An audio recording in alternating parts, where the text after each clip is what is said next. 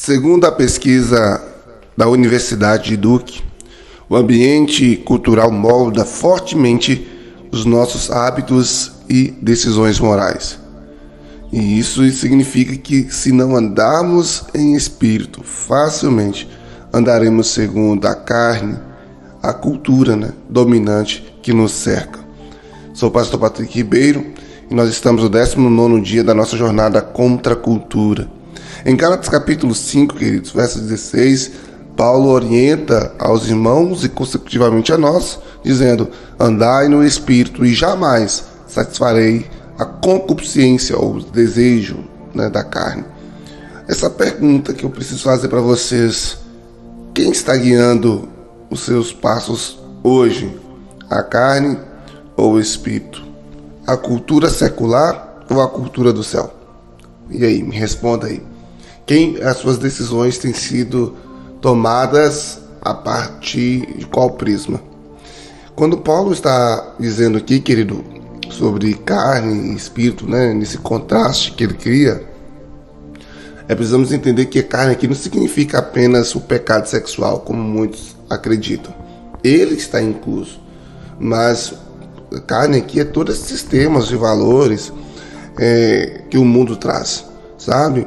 Esse sistema que nos faz viver uma vida independente de Deus, sem consultar. Andar no espírito aqui também não é apenas uma vida onde eu estou orando aqui dentro de mim, mas é uma decisão também, uma escolha diária de não viver uma vida de pecado, buscando santidade. É lá no meu trabalho, escolher fazer as coisas certas, optar sempre tratar as pessoas com respeito. Então, andar no espírito não é apenas uma vida que está na igreja ou está orando internamente, mas está se comportando como alguém do céu. E só que às vezes a gente não percebe isso, a gente não entende isso. E por mais que às vezes ora, em muitos momentos a gente se comporta como alguém terreno e não deveria ser assim, Por isso que eu falo tanto sobre ter vigilância sobre o nosso comportamento, porque o nosso comportamento é uma forma de eu glorificar a Deus. Inclusive, como eu já falei para vocês, os hábitos eles são formados por repetições. E quem vai afirmar isso com mais categoricamente, é James Clear, no seu livro lá, Atomic Habits, ou Hábitos Atômicos. E ele vai dizer que, se repetirmos práticas diárias, essas práticas se tornam um hábito. Então tem muitos irmãos que, por mais que estão congregando, oram, eles ainda continuam tendo comportamentos diários ou determinados comportamentos que já fazem parte da sua personalidade, que Deus desagrada e ele ainda não percebeu.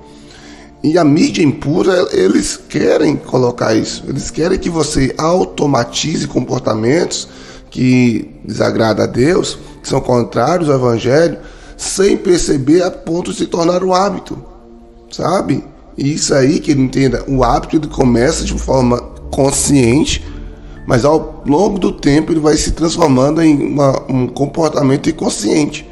Isto é, no início eu tenho uma escolha, mas passado o tempo você já faz sem gastar energia com isso, porque já se automatizou. Então tem muito cuidado com isso, sabe? Quando nós cultivamos hábitos carnais, nós nos tornamos carnais. Aquela velha frase que eu sempre repito para os irmãos na igreja: as nossas crenças e valores moldam nossos pensamentos, que molda as nossas emoções, que transforma o nosso comportamento, que impacta o nosso comportamento, porque nós nos comportamos conforme sentimos e sentimos conforme pensamos e pensamos conforme acreditamos. Parece bem confuso, E o nosso comportamento repetitivo se transforma em hábito e hábito em caráter. Então precisamos ter esse cuidado, porque se nós queremos ter o caráter de Cristo, nós precisamos ter uma vida na qual nós nos pautamos nos valores de Cristo.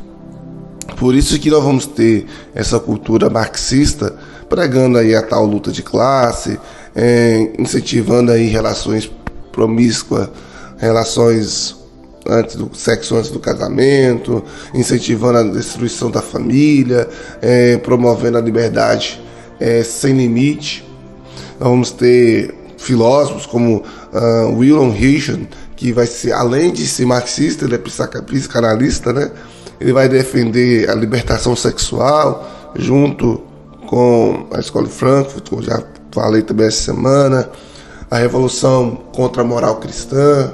Nós vamos ter Nietzsche, que vai dizer que os valores cristãos estão ultrapassados. Enfim, gente não falta, né? Como o feminismo também, gente não vai faltar para poder tentar dissolver os valores cristãos, para que nós possamos absorver os valores terrenos.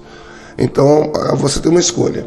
Você tem uma escolha de andar a carne, que é andar segundo os valores desse mundo, e os valores desse mundo vão formatar seus pensamentos, suas emoções, seu comportamento, seus hábitos, seu caráter, ou os valores de Cristo.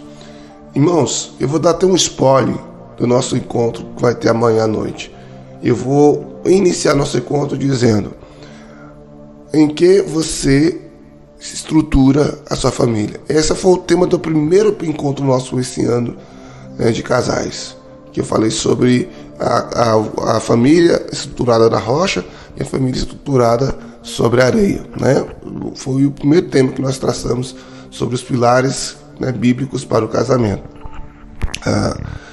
E isso é a vida, onde você está estruturando a sua vida, porque vai ser a partir daí, desse lugar onde você estrutura, que vai determinar as escolhas, todas as demais escolhas da sua vida, né? Então, que você possa se estruturar na palavra de Deus, tá bom? Que Deus te abençoe e que você seja guiado pelo Espírito Santo e não pela carne. Ser guiado pelo Espírito Santo não é uma opção apenas para ir para a igreja, querido, onde nós estamos lá no templo e adorando a Jesus. Não. Ser guiado pelo Espírito Santo é esse estilo de vida. É onde eu decido ser guiado pela palavra, e aí tudo vem a partir disso, né? A carne vai gritar, mas o Espírito nos guia em santidade. A carne vai querer distorcer, mas o Espírito vai querer que você ande em retidão. A carne vai querer que você ceda às paixões e concupiscências, mas o Espírito Santo quer que você cada vez mais fuja delas e se aproxime de Deus. A escolha é sua, né? Amanhã vamos falar sobre algo mais profundo nesse aspecto, que é um coração limpo. Nós vamos basear em Mateus 5:8, e eu convido você a estar aqui comigo de novo, tá bom? Porque não basta andar apenas em espírito, que precisamos purificar nossas motivações, nossas intenções mais íntimas, para que Deus seja glorificado e nós temos uma vida santa, tá bom? Então não perca, Deus abençoe.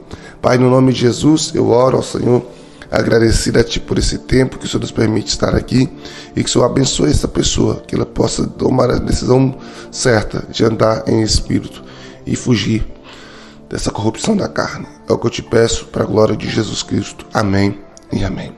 Hoje, nosso jejum de hoje, qualquer programa ou qualquer música que não alimente o seu espírito, você vai tirar da sua vida, tá bom?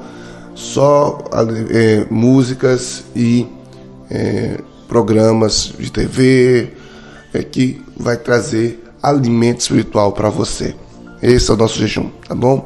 Se estiver sendo tentado, substitua por louvor, por músicas cristãs, e cristocêntricas. Deus abençoe. Paz. Tchau.